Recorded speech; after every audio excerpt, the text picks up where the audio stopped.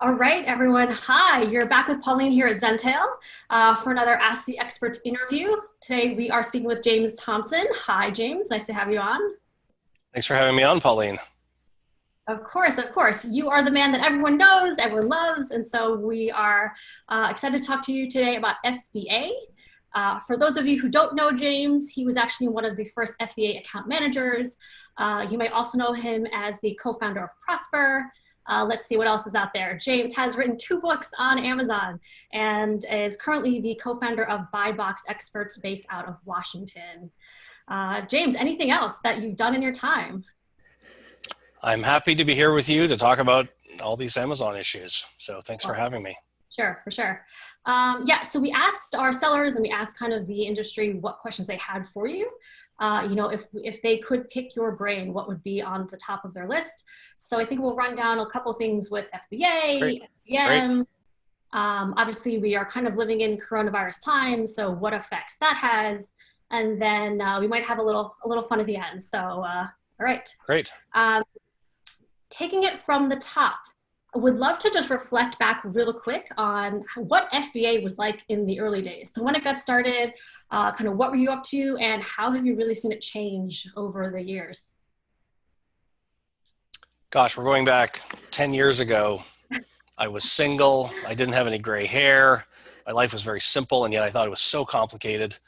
But back in the day when we were actively selling FBA to third-party sellers, the key points that we were trying to sell were really around, hey, our warehouses are bigger than yours and we can scale better than you can. And it wasn't really until about 2011 or so that it became apparent. The reason you should be in FBA is not because we're bigger than you, but because your products will be Prime eligible and that'll help you in organic search and customer conversion and all that kind of good stuff. Yeah. I used to take sellers who were not using FBA. I used to take them on tours of the fulfillment centers, and people would walk in and say, oh, okay, yeah, this is bigger than my warehouse. Okay, I'll use your warehouse. And it was a little bit of a macho thing to be able to say, my warehouse is 3 million square feet. Nice. But That's funny. nowadays, new sellers joining the platform, it's hard for them to stay away from FBA. Apart from oversized and hazmat products, everybody's using FBA to some degree. And that creates problems when the FBA facilities get full or they can't handle your non-essential products. But we'll talk more about that, I'm sure. Yeah. It's even an interesting thought that you had to sell FBA, right? Now everyone's just like, sign me up, sign me up, sign me up. So that is definitely a big change. Yeah. Yeah, so you spoke to something there that actually I think parlays into one of the questions around like pros and cons to FBA, obviously, but even tapping into like that profitability piece. So obviously, Amazon kind of defined convenience for the merchant and sellers. FBA is really easy to sell through. We see to a lot of businesses that they are like 80–90% FBA, if not 100%. And so for someone who is considering how to tailor their business, we'd love to hear, again, like pros and cons for FBA and kind of what you're up against in terms of like margin. So if you're a brand that already has distribution in other channels, whether those are online channels or offline channels, you probably already have a warehouse, whether it's your own warehouse or a 3PL that you use. And you're asking the question, why should I use Amazon's warehouse? I already have my own warehouse. I already have overhead I have to pay in my warehouse. Yeah. And so the actual mechanics of, can I get orders ready and out the door to Amazon customers? Yeah, I'm sure you can. And even if you scale your business, you probably can physically get the boxes out the door. The problem is your products aren't going to be Prime eligible. With the exception of a couple hundred sellers who are in this beta program for Seller Fulfilled Prime, everybody else who wants to be Prime eligible has to be using FBA. Yeah. And the thought here is Amazon can do better inventory balancing of your products across the whole country and create a situation where products can get shipped to customers very, very quickly at low costs. And ultimately, the idea here is to get products to customers quickly. And so if you can figure out how to make the economics of using FBA work, then even if you're making lower unit profitability, so even if on every order you ship, you're making a little bit less money because you're having to ship products from you to an FBA facility and then pay the FBA cost of shipping it from that fulfillment center to the customer, even if those unit economics are a little bit not as good as they would be if you shipped it yourself, the reality is now that your products are Prime eligible, number one, you're more likely to show up much higher in organic search results. And number two, once the customer goes to the product detail page, the conversion rate is likely to be much, much higher. I did some research back when I was at Amazon, and we're talking 7, 8 years ago, when a product was moved from being not Prime eligible to being Prime eligible, just the conversion rate itself would typically improve somewhere like 70 to 75%. That's a staggering amount. Yeah. Now, companies that use FBA, even if they look at the fulfillment cost difference of what they could do themselves versus Amazon, there are other issues to consider. Yes, Amazon will take care of all the product returns for you so that you don't have to fill out the RMAs and send it to the customers. Yeah. But the problem is return rates can often be higher for companies using FBA versus what they've experienced in the past themselves. Right. And Amazon will say, you know what, that's just a cost of doing business on Amazon through FBA. You're going to see higher organic search, you're going to see better customer conversion, and hence you should be seeing more sales. And with more sales come more returns, but you're going to have to factor in all those costs and say, is it ultimately worth my while to participate in this Prime eligible space? When we talk to companies today, they're thinking about getting onto Amazon, and they have products that are not oversized, they have products that are not hazmat. The first question I ask is, have you looked at the FBA program? If you're seriously thinking about selling these products and fulfilling them yourself, then I would challenge, why are you selling products on Amazon? If you're just wanting to have some kind of a presence, fine. But if you're looking to actually turn Amazon into a meaningful sales channel, you need to be Prime eligible. Right. Yeah, I can't imagine I can't remember the last time I bought something from Amazon and it wasn't Prime. So absolutely. Yep. In terms of like the search bar, the way items are showing up, agreed. Prime is a big priority there. So something I want to mention for companies that are seriously thinking about not using FBA, it's important to understand that when a Prime customer signs into Amazon and then they start searching for products, Amazon will default showing them Prime eligible offers well before they'll show them non-Prime eligible offers. So customers may not even realize that they're being manipulated in terms of what consideration set of products are being presented to them. But at the end of the day, 100+ million customers that are Prime eligible, they go in and search products. If they don't see your products because it's not Prime eligible, you're not part of the consideration set. You're basically irrelevant. And at the end of the day, Amazon doesn't actually have infinite shelf space. It only has one page of first page search results. And so if you want to have relevant shelf space, you need to be on the first page. And to be on the first page, unless you're in a category where nobody's Prime eligible, chances are there's a bunch of competitors who are Prime eligible. You need to be Prime eligible too.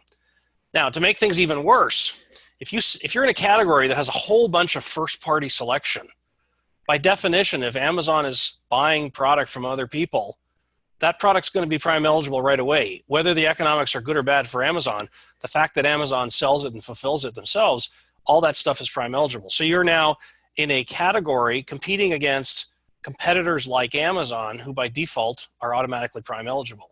So you've got to ask yourself, why am I selling on Amazon? If it's to actually generate noticeable levels of sales, I need to be Prime eligible. I need to figure out how to make the economics work. If the economics don't work right now, you have to ask yourself the question, what would I need to do to change the dimensions of my product, potentially to change the pack size of my product so that I could make the economics work? We've seen companies that sell one packs of low price products, and we basically say, listen, you can't sell a $7 pair of socks, but what if you sold a 3-pack? All of a sudden the economics become a whole lot better for you to be able to sell on Amazon using FBA. Right. Likewise, you could be selling a product that's just slightly oversized in package dimensions. If you can figure out how to repackage the product and get it to a point where you meet the minimum criteria to avoid being oversized, you can make the economics work really, really well. That's a really good point. And that's interesting. It does, again, kind of dovetail into another question that our seller had around some of those dimensions and kind of fees, things like that. Yep. It's more of a how-to and then a solution. But are there ways to avoid FBA fees from human errors and wrong dimensions? It sounds like, the team just kind of put in an arbitrary number, it's a higher cost, and now they want to get the money back. Yep. How should they handle that? So let's talk about how do dimensions get entered into the Amazon catalog. Before a product is ever seen in a warehouse, whether that's through first-party selection or through FBA selection, the only dimensions Amazon are going to have are whatever dimensions somebody puts into the system. In theory, the first time a SKU hits an Amazon warehouse, whether it's first-party or third-party inventory, the first time it is ever seen in an Amazon warehouse, it's supposed to be scanned with a machine called the Cubiscan, where they take the product and they can very, very quickly determine the actual dimensions and the weight of the product. Nice. If that information is different from what's already in the catalog, the Amazon catalog gets updated with that information. Here's the rub. The rub is, let's say you have SKU ABC, and that product has dimensions of 10 inches by 6 inches by 4 inches and 1 pound in weight. And Amazon has seen that product come through with those dimensions, but the manufacturer slightly changes the packaging at some point, or puts a product insert inside and changes the weight. Yeah. Or in this case, let's say there was a product insert and they take it out and now the product is slightly lighter. Amazon won't know to update the product dimensions or the weight unless they're told, hey, wait a minute, there's been a change. Interesting. And so what often we see is manufacturers will create a product package, but then a retailer will create a slightly different package. For example, let's say I'm selling earphones for different types of audio equipment.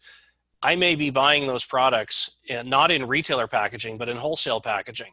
And so I buy 100 sets of earphones in wholesale packaging. I then turn around and create a package in which those products will be sold. Now you could end up with different retailers putting different packaging on the same product. If there's different packaging, there's different dimensions. There may even be different weights. And so Amazon's going to see whatever they saw the first time unless they're told to update. So that sounds like it gets a little messy. It gets a little messy. And quite frankly, unless the seller has to take responsibility for what its products actually are measuring in at. And so if the information they're seeing in the Amazon catalog is not correct for what they're sending in, they can file a ticket and say, please rescan my product. The dimensions you have are not correct. I have seen situations where sellers will go years and years of overpaying for FBA fees only to discover that, oops, I've been overcharged for all this period of time. And Amazon has changed the rules many times around how far back they're willing to let sellers go back in order to re-examine the costs that they paid. Yeah. And quite frankly, if you're selling a lot of volume, you may be overpaying by thousands and thousands of dollars. So one of the things I like to encourage sellers to do in running any type of their Amazon business is there needs to be a checklist of things you do daily and weekly and monthly and quarterly and so on. Rechecking your dimensions of your products and making sure that Amazon has the right dimensions, that's something that's pretty darn important to do, at least on a quarterly basis. Because you may not have changed it, but a competitor on a competitive listing may have changed the dimensions, and now you may actually be selling the same product in different packaging, different weights, and you're subject to whatever someone else might have submitted as the Amazon catalog. Interesting. There is a report in Amazon called the Category Listing Report. It is a report that you have to ask Amazon to turn on, and they'll turn it on for 7 days at a time. If you file a ticket and get the Category Listing Report provided to you, you can download all of the information that Amazon actually has in the catalog for your SKUs, including dimensional information. So you can quickly scan and see, I've got 100 SKUs, here's the length, the width, the height, the weight. How does that compare with what I believe I'm actually sending in? If it doesn't match up in some meaningful way, file a ticket and ask Amazon to rescan your product. And then if they find that the weights or the dimensions in some way have changed, they will make the modifications and you won't be overcharged. Amazing. That's great. And that was a lot of great background, so thank you. Do you find that they respond to those changes and the inquiries pretty often in a timely manner? We don't have a problem filing tickets showing Amazon that there's a discrepancy. So it's a harder ticket to file to say, hey, it's been wrong for 6 months and I sold 1,000 units and I overpaid by $1. Can I have $1,000 back? That's a much harder situation to have. So if you've got the discipline of checking that information at least once a quarter, and making sure that you weren't overcharged for the past quarter, making sure the dimensional information is correct, it's a lot easier to say, oops, at some point, somebody changed the dimensional information. We need to file that ticket. Don't expect Amazon to go back to the beginning of time and reimburse you, because quite frankly, they may well have received the same product in a slightly different package at some point, and they didn't have the wrong information forever going back. Absolutely, absolutely. Okay. Cool. Another thing you tapped on there were pamphlets. And so we hear a lot from, whether it's our brands, but if they have some branded material, they want to get their brand out, right? So what is the Amazon approved or a good way for them to be able to include pamphlets or kind of information about their company in those FBA packages? So this is very much stuff right on the edge and open to interpretation by Amazon. What I've seen work successfully, number one, what you do with your Amazon product is supposed to be the same as what you do with all channels. So you don't create pamphlets that are only for the units that you sell on Amazon. If you have a consistent experience across all channels, it's a little bit easier to explain to Amazon if they challenge you. You cannot create an incentive for people to go and shop somewhere off of Amazon to buy your product at some time in the future. So I can't say, here's 10% off for you to come to my online site and buy directly from me. Yep. You can, however, say, listen, here's a link to my YouTube channel so you can watch useful videos on how better to get the full value of my product. Nice. If you want to follow us on social media, here's our links. All that stuff is fine. You can't create any incentive for someone to leave a review or to buy product from you again at some other site. And in fact, I have seen sellers get in trouble where they offer an incentive for a customer to come back to Amazon to buy that product again. So we encourage, just stay out of the incentive business. Right. Just try to help the customer get the full value of the product right now. Awesome. Maybe you've got a newsletter and, to learn more about great new products we're launching or to learn more about how to get the most value out of your product, follow us here. That's all great. And you know what? It's frustrating for brands because chances are the adoption rate of customers is going to be really low. But if you don't do these things and you don't slowly build up followers over time, then every transaction on Amazon is just that, a standalone transaction that will never lead to any kind of interaction between the brand and the customer at some later point. Yeah. That was creative feedback. I like the YouTube link for sure.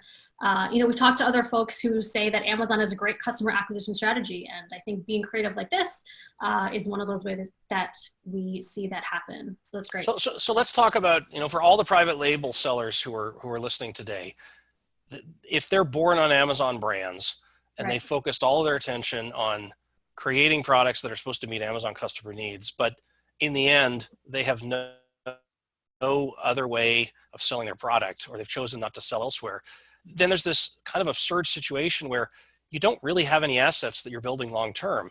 You're just generating sales, but they're one-time sales.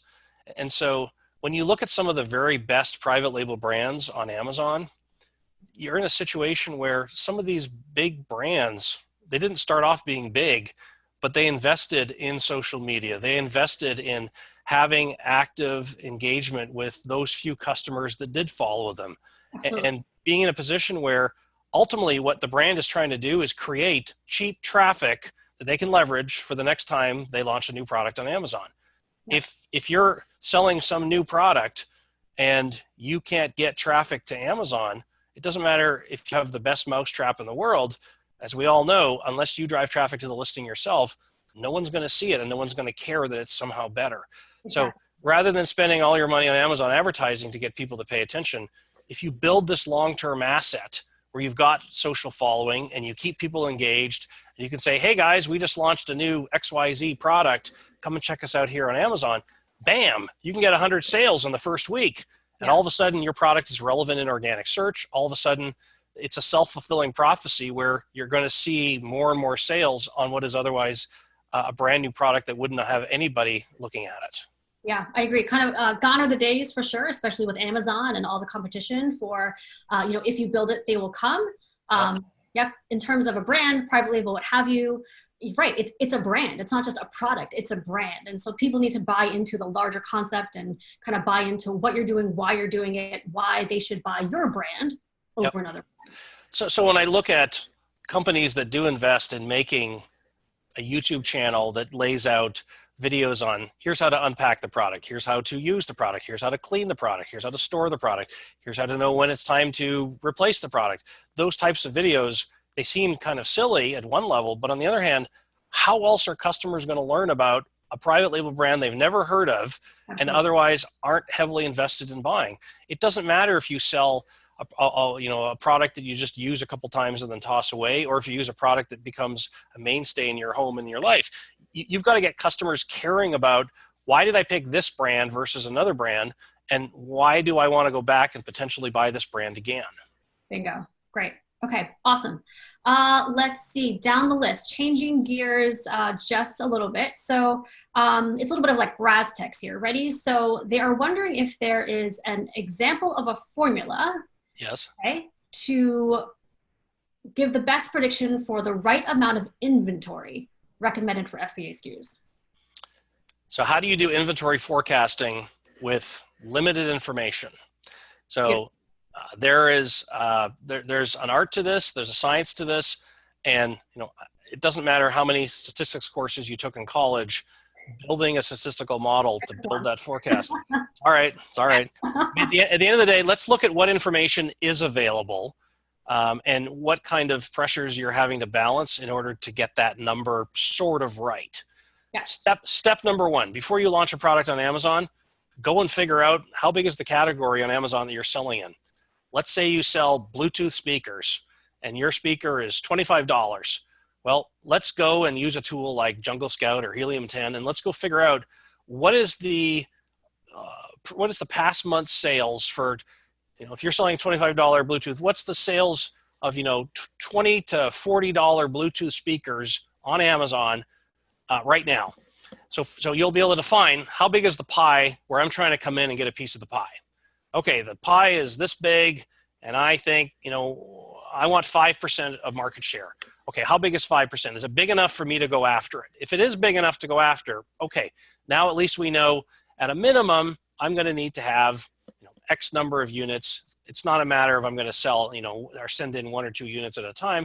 I need to make an investment and say, if I'm going after 5% market share and I'm willing to invest in advertising to make that traffic happen, then 5% of a month's worth of inventory, that's X number of units. Okay, that's sort of your bottom end. Right. On the higher end, if you know how big the full market is for the kind of product you're selling, chances are most of us are not selling any types of products that are going to set the world on fire or are going to completely redefine how Amazon customers think about products. You must have done a really good job with your brand. Yeah. I'm talking short term as you're getting started, as you're trying to think about what you're doing. And even if you are a brand that's set yourself on fire with, everyone loves your brand, the reality is when you launch a new product, you're still having to fight your way in to get share that's already there. I don't like to work with brands that are selling products that have the category has no sales on Amazon. I don't want to be the guy that has to define the category because, quite frankly, I'm going to do all the heavy lifting and have all of my new competitors show up and enjoy the benefit. So step number one is figure out how big the market is. Be realistic in assuming you're going to get a very small share initially. If you say, I want 5%, how many units is that? That's where you start. The flip side is you have minimum order quantities that you're going to need to order from whoever's supplying you the products. And if those minimum order quantities are really big, then you're going to have to store that inventory somewhere other than FBA, because the last thing you want to do is send in 1,000 units and discover you sold 3 and be stuck having to pull back 997 units. So do you have the cash available to meet the minimum order quantities that your supplier is going to require of you? And do you have somewhere to store that inventory while you wait to see if you can build up demand on Amazon for your products? Yeah, absolutely. I've seen, so that's sort of the at launch part of the discussion. When we start to get into a more mature situation where your product's been on Amazon for a while, there are various forecasting tools that are out there. I'm not going to name any of them specifically, but there are a few out there, and some of the inventory management tools have forecasting integrated into them. It's important to understand, A, did you have a major stock out position at some point last year? And B, have you properly accounted for seasonality that is already happening in your category? Yeah. Many of these forecasting tools don't do a good job of addressing either of those two issues. So what I encourage people to do when they decide they're going to get into a particular category, at a minimum, once a month, once every 2 weeks, go and pull information on how big the category is for the past 30 days. You know, use something like Jungle Scout or Helium 10, figure out how big the opportunity is, and just track that over time. And that'll allow you to understand the seasonality of Amazon customer demand for that category. So that even if you don't know that going back a year, at least you start collecting, and over time you'll get better and better and better. If you're getting onto Amazon just to be there for 6 months and be gone, then everything we're talking about doesn't really matter. But if you're actually trying to build something where you're going to still be there in a year selling these types of products, you want to start to build up your own history of sales for whatever the relevant competitive set's going to be. So compile that information. Next year, this time, when you come back and say, oh, okay, you know, we saw this kind of seasonality happen. Was there a Mother's Day spike? Was there a, you know, Prime Day spike? Let's understand across the category what things look like. Then you can have a much better sense of what you need to do. You can definitely use inventory forecasting tools that are out there. Just be aware that some of the sudden changes that happen with short purchase cycles, some of that isn't always captured. And certainly, you know, if you're out of stock for 2 to 3 weeks, and it looks at last year's data and says, oh, well, you know, in the month of April, you only sold this many units. It doesn't necessarily say, and you sold that few because you were out of stock for 3 weeks. So you've got to make some modifications to that. Quite frankly, I don't think there's any statistical model that you can use that's going to fully capture some of this nuance. I'm a big fan of, let's just use Excel. Let's just make sure we capture historical data over time. And let's just make sure that we are realistic about what is the trade-off between opportunity cost of lost sales because I didn't have enough inventory versus the cost of having to pay long-term storage fees or potentially pulling inventory back. That's really what you're trying to balance. And in the end, you know your margins, and you may be quite happy to pay long-term storage fees because the minimum order quantities and the discounts you got from buying larger quantities more than offset those inventory costs, or sorry, those storage costs. That's all stuff that you're going to have to figure out. That's no inventory software is going to be able to figure all that out for you. Yeah, agreed. Great. So again, love that there's always a research component, right? Like know what you're getting into, do your due diligence. And then James, I'm pegging you for an early and often kind of guy, right? Like you got to maintain your business. You got to know what you're getting into, like check in on your business, know your stats, keep going back to it. So I'm not a stats hound, but I am a process hound. And my whole team has a checklist of stuff that need to be done daily, that need to be done weekly, need to be done monthly, need to be done quarterly, need to be done at very specific days of the year. Figure out what are those things that you need to do as a company and hold yourself to them. There are always long-term things that you want to check, but unless you actually put them on your checklist of things to do and hold yourself to do them, they'll never get done. So if you never look at, for example, oh, do I have long-term storage fees that are coming up? If you never look at what's coming up, then lo and behold, a year and a half from now, you say, why am I paying so much for FBA storage? Oh gosh, you know, I've had 500 units sitting there for months and months and months. Well, why is that the case? Well, I haven't bothered checking it. I look at selling on Amazon as a difficult enough task in terms of just keeping ahead of competitors. But one of the best ways to stay ahead of competitors is to be very disciplined. And if you yourself are not disciplined, hire somebody who will do those tasks because it's very mechanical. So much of selling on Amazon is very mechanical. Checking your competitor pricing, checking your competitor inventory, checking your inventory, checking, you know, your listings to make sure they have the right stuff, checking to make sure that your advertising isn't going outside of whatever boundaries you've decided to set for it. It's very mechanical. There is an art to how you interpret some of the data you look at, but that it's pure science in terms of what you need to do on a regular basis to make sure that the boat stays afloat. Nice. Awesome. Yeah, we are big process fans, so definitely respect there. Cool. Next question. You've got your inventory settled. Great. Yep. Next steps. What's the best way to reconcile your FBA inventory and then the shipments? So are we talking you're reconciling FBA inventory that you actually sell, or are you reconciling, I sent in 20 units, let's make sure Amazon still has 20 units? I think the latter. Yes. Okay. So there are definitely a lot of third-party tools out there that will help to keep track of the +1, -1, +10, -10, 2 lost units versus 5 lost units. if you want to drive yourself crazy, you can do it manually, but you'll never figure it out because Amazon transships inventory across warehouses. Sometimes they refund a unit, but the unit is never returned by the customer. So I'm fine using some of these third-party tools. And again, there are many FBA replenishment tools, or excuse me, FBA reimbursement tools that are out there. A lot of them are similar to one another. A lot of them have special nuances that are important to a particular type of seller. So those are all useful tools to look at. The reality is if you don't reconcile carefully, you're leaving money on the table. The reality is Amazon has a horrendous task of receiving FBA inventory from millions of customers and returns from millions of customers, and I'm sorry, shipments from millions of sellers and returns from millions of customers. In the end, units get misplaced, units don't necessarily get received, units get not received properly. You know, sometimes sellers will send things in and they think they're sending 2 packs in, and Amazon for some reason receives them all as 1 packs. You know, that kind of stuff happens a lot. So again, part of the discipline of running your business is if you're sending FBA shipments in, let's say you send them in every 2 weeks, at least once a month, you've got to go back and check to see, okay, I sent in 100 units. How many did Amazon receive? If they received too many, I want to know why. If they received not enough, I want to know why.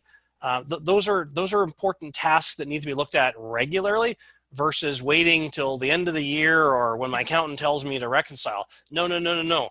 This is all part of the discipline of running an Amazon seller business. Nice. Okay, great. You talked a little bit about the returns and reimbursements, things like that. Yep. So again, from like a tracking perspective, how can you go about that and understand if you're eligible for the reimbursements on FBA orders? By definition, if you're using FBA and a customer buys something and they decide they don't want it, they're supposed to return it within a 30-day period, or if Amazon extends that return period during certain times of the year. At the end of the day, using FBA means that you are holding yourself to the seemingly rather generous return policy that Amazon puts on all FBA sellers.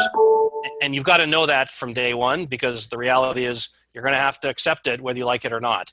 So if you can't accept the higher return rates that FBA is likely to generate, if you haven't factored that into your financials to figure out what kind of profit you make from FBA, then you're likely going to be rather surprised. And you should also accept the fact that, for better or for worse, there are Amazon customers that cheat and will straight out defraud you by way of products they buy and then choose to return to FBA. I used to be an FBA seller many years ago, and I used to get returned shipments, and I would get products that I never sold. I would get products that aren't even products that are sellable. I just get like hunks of stone and stuff. Terrible. What is this garbage? Yeah. And while you can contest to Amazon and say, excuse me, what? Yeah. The return process at Amazon basically says, we'll take back whatever. And in fact, even if the box is empty that the customer returned, it's a cost of doing business. Suck it up, Mr. Seller, and move on to the next sale. That's right. That's right. Yeah, they are customer centric almost to a fault, but I mean, that's how they built their business, and I can see why they stand behind it. All right, let's switch gears a little bit. So talking FBA versus FBM. For someone who is a numbers guy, Yep. In your opinion, what are the most important metrics sellers should watch to optimize their sales performance, and does that differ between FBA and FBM? Well, if you're using FBA and you're only selling through FBA, a lot of performance metrics automatically become irrelevant, in the sense that, number one, Amazon will only sell units if they have possession of the units in the warehouse and know they're available for sale. So it's very unlikely for orders to be canceled. If there's a late shipment coming out of FBA inventory, Amazon takes responsibility for that, and it won't be held against the customer.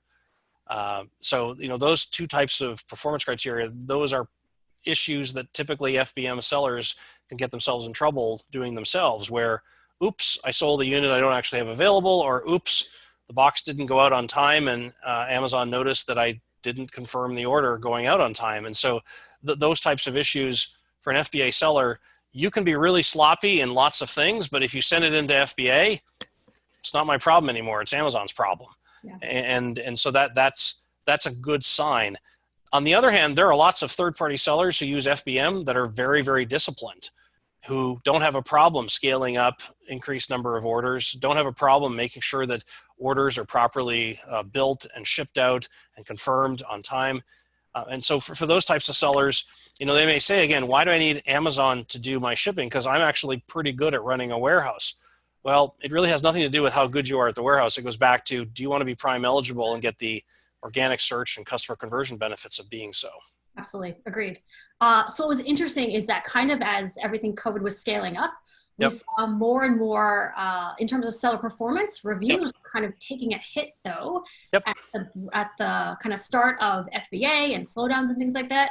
And you saw more and more of like Amazon's message saying Amazon was responsible, nothing about the seller. And so it would be interesting to see how that goes back to being, 5-star reviews across the board for FBA sellers. And customers have reason to be upset.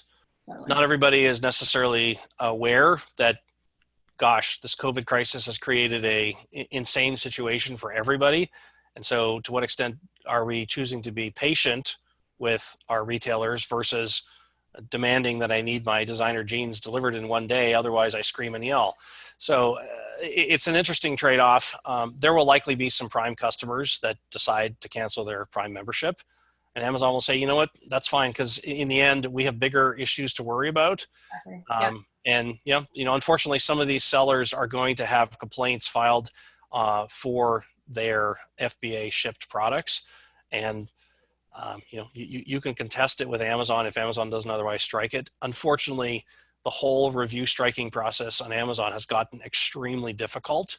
And it's harder than ever to file a complaint and say, this piece of negative feedback I shouldn't be held accountable for. That is something that's happened in the last 8 or 9 months, and it's making life hard for certain types of sellers. Yeah, agreed. Amazon really, I feel like, started the whole like live and die by your product reviews and things like that alongside with Yelp. And now it's something that we just can't, walk away from. Well, and sellers are getting sophisticated in how to undermine each other by filing fake reviews and that whole nastiness. But that's not the discussion I want to have. So we're going to keep this light. We have a couple minutes left. I wanted to see if we can get into coronavirus a little bit, talk kind of off Amazon, and then we had some fun 10 questions for you. Just you wait. So I've been sitting here, flagrantly touching myself on my face, at different points, because I'm sitting in the comfort of my home, safe, away from disease. But seriously, there's been a lot of frustration for a lot of sellers. What is so frustrating to me in managing companies that are on Amazon is that there are sellers that woke up one day and found themselves selling essential products. And there are sellers that woke up one day and found themselves selling non-essential. And it has nothing to do with whether a seller runs its business better or worse than the other seller. It has to do with massive shifts in customer preference. And so you could wake up and find yourself in a very, very awkward situation where you have no demand for your products. And even if Amazon has decided to extend the FBA ship dates for your non-essential products, it doesn't really matter because customers aren't naturally flocking to that type of product right now. As we move out of the initial, settling into we're working from home and not going anywhere, some of us, if we have disposable income, we may be starting to buy some of these non-essential products. We get frustrated. What do you mean I have to wait 2 weeks for this item? But Amazon has responded extremely aggressively by hiring 175,000 people to increase capacity in the warehouse, to increase last mile delivery, and to be able to address this unexpected spike in demand. At the end of the day, there will be sellers that go out of business because they happen to wake up on the non-essential side of the bed. And again, it's no fault of their own. Well, I shouldn't say that. A lot of the fault is absolutely not theirs. We can't manage external factors that we can't manage. 100%. Where I'm frustrated by what's happened is this whole situation has revealed that so many sellers get all their products made in China, all their products are sold on Amazon.com, all their products are fulfilled by FBA. And so as the China tariffs were put in place last year, as the production delays were starting to become obvious in January, as FBA started to say, I can't ship your product quickly, sellers got hit multiple times. Yeah. And they have lots of reason to complain, but I do want to remind sellers that you made the choice to source everything out of one country. You made the choice to sell everything on one channel, and you made the choice to have only one company do fulfillment. So if there's variance in any of those different systems, it creates a big problem. If you layer on top of that also that, oops, customer preferences have shifted wildly in a very short period of time, then it's very, very difficult to respond and say, I can still stay afloat and generate enough cash to keep the lights on. Unfortunately, there are going to be thousands of third-party sellers that go out of business. And even if they had diversified into other channels, they probably would still be in a major cash crunch. Even if they had a third-party logistics facility that was doing MFN shipping, they probably still would find there's not a lot of demand because customer preferences have shifted away from their products. This is a time where I ask the question, how many sellers are going to look at potentially diversifying outside of one type of product that's made in one country and potentially making products in multiple countries, and being able to diversify so that customer preferences that change in one category aren't going to affect all parts of the business. I like that feedback a lot. We speak to multi-channel, but I think multi-product, multi-vendor, multi-sourcing, there's a lot to be said for the benefits there. That's great. On that note, actually, so obviously FBA all day long. What are your thoughts on Fulfilled by Walmart, Shopify, and even now Target just announced that they're going to launch kind of their own version of that. What do you think of this industry shift? What do you think it means for Amazon's business overall? I think it's great that somebody else wants to take on your fulfillment. If Walmart and Target want to do that on a marketplace setting, that's interesting. On a Shopify side, the challenge I have with Shopify right now is that there's no easy way for a customer to go and search all the Shopify stores and find everything that might be available in terms of whatever I'm looking for. Yes, I can go to thousands of individual Shopify sites, but the beauty of the Amazon Marketplace is I can aggregate all these different products in one place, and as a consumer, I can go look for the pieces, the needles in the haystack that are relevant to me right now. Shopify doesn't have that. Walmart doesn't have the selection.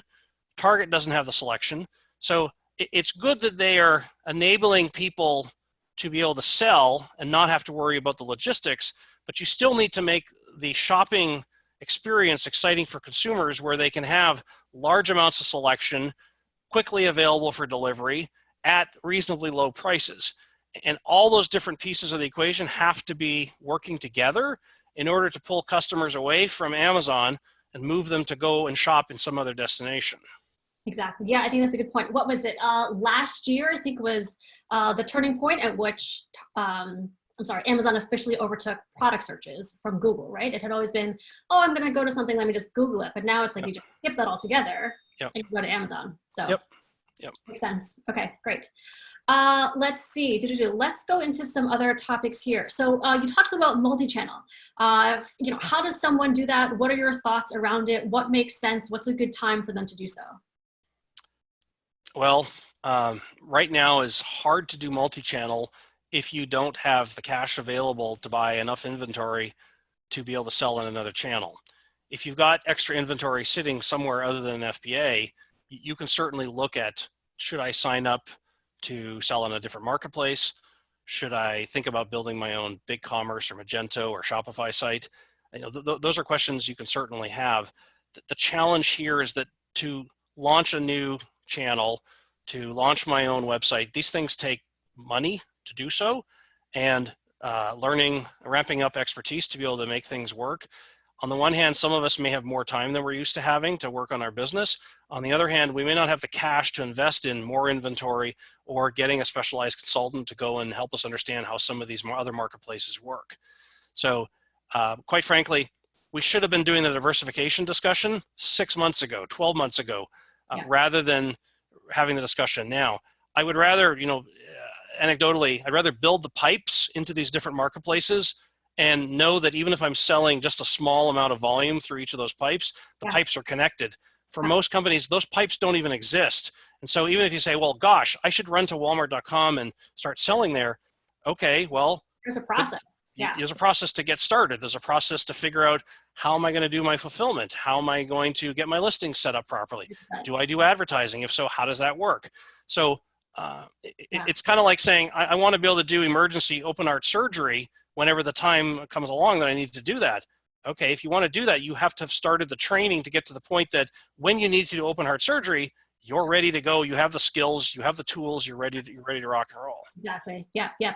Yeah. So it's great that Zentail helps sellers with pipes, but you're right. It's the fulfillment piece that draws a lot of people off. Yep. James, I know we're running a little long. Do you have 1 minute for 10 Let's do minutes? Let's do 1 minute. Yep. Let's do 1 minute. We're going to take it from the top here. This morning, you woke up. What was your morning routine? My morning routine is exactly the same every day of the week right now. Get up, get my kids breakfast, and then go check my emails. Very good. What is your go-to coffee source? I don't drink coffee. Ooh, and high in life. Very good. I live in Seattle, and I don't drink coffee. Surprised I haven't kicked you out. What show are you watching now that you're excited about? Show? TV show? Yes. I actually enjoy Marvelous Miss Maisel on Amazon Prime. It's one of the few shows I can watch with my wife, and we both enjoy it equally. So. Bingo. That's a really good one. Let's see. To avoid Amazon blind spots, how do you stay on top of your industry news? Where do you go for the best insights? So I set up some Google alerts on all sorts of different e-commerce topics. And every day I get dozens of articles, and I scan them to look for stuff. Quite frankly, information comes from all different sources. Not from Amazon. It comes from every other source other than Amazon. But I look at all sorts of different publications through my Google alerts. Yeah, and I'm sure you see a lot just kind of being on the front lines with your sellers too. So nice. Let's see. For a small team in this big e-commerce world, what is your advice to help them grow quickly? Well, you need to understand what are the basic skills you need to run an Amazon business. You need somebody who knows how to do listing optimization. You need someone who knows how to do advertising. You need someone who can be accountable for doing customer service 24/7, 365. Those types of skills in most corporate settings, they don't have the best person doing each one of those. So either hire an outside consultant or decide which parts of those equations you're going to bring in-house and get serious about doing really, really well. What is so frustrating for me working with brands is many of them will hire one guy or one gal who's going to be the Amazon person, and they're supposed to know everything about all aspects of the business. Yeah. And guess what? They don't know much of anything about any parts of the business. So the Amazon sandbox requires a set of skills that most brands simply don't have. And if they want to fill them, they're going to have to hire 4 or 5 different subject matter experts, or they're going to have to outsource parts of that to people who do know those skills particularly well. Agreed. It's a totally separate world. Cool. What is an item on your bucket list? My bucket list? Yeah. To get back on a plane and be able to fly. I earned the top level travel status on one of the airlines, and I've been fortunate enough in January, February, I got upgraded on every flight. Hopefully that's I like those small little privileges of being able to have my beverage in a glass rather than a paper cup. Beautiful. Very good. That's another question. So what's the first thing you're going to do after COVID? I'm going to think about how I can take my kids on a holiday. Beautiful. So, love that a lot. Do you have any COVID goals? People are like picking up hobbies, trying to learn a language, something like that. Do you have anything specific to COVID? My kids want to build a tree house, but we don't have any appropriate trees or any equipment to build a tree house. We might just get a cardboard box and put it in the backyard. That's good. That sounds like a fun time. Very good. Let's see. Can you give us a skinny on anything going on with Prosper Show this fall, next year, anything? So Prosper Show is still scheduled to happen August 31st to September the 2nd. Obviously, we need Las Vegas to reopen. Yeah. Plus, we need to have appropriate health circumstances in place where, if the building is open, everybody feels safe getting together and at least, fist bumping with each other. Absolutely. So, lots still needs to be worked out externally that has nothing to do with what we can control. But even if the show doesn't happen this year, we'll be back as soon as we can be back in a safe way. I love the opportunity to meet with so many sellers and solution providers and speakers and be able to learn. It's a great show. It's really the best networking show for Amazon. It's phenomenal. We love Prosper. So thank you. Let's see. Last question. You got to go. How can folks get in touch with you if they have questions about working with you through BuyBox Experts? buyboxexperts.com, and I'm James at buyboxexperts.com. Pretty easy. Beautiful. Thanks for making it easy. Thanks for your time. This was a great conversation. fun to flip the script a little bit and interview you. So thanks for having me on today, Pauline. Take care. Absolutely. Take care. Bye-bye.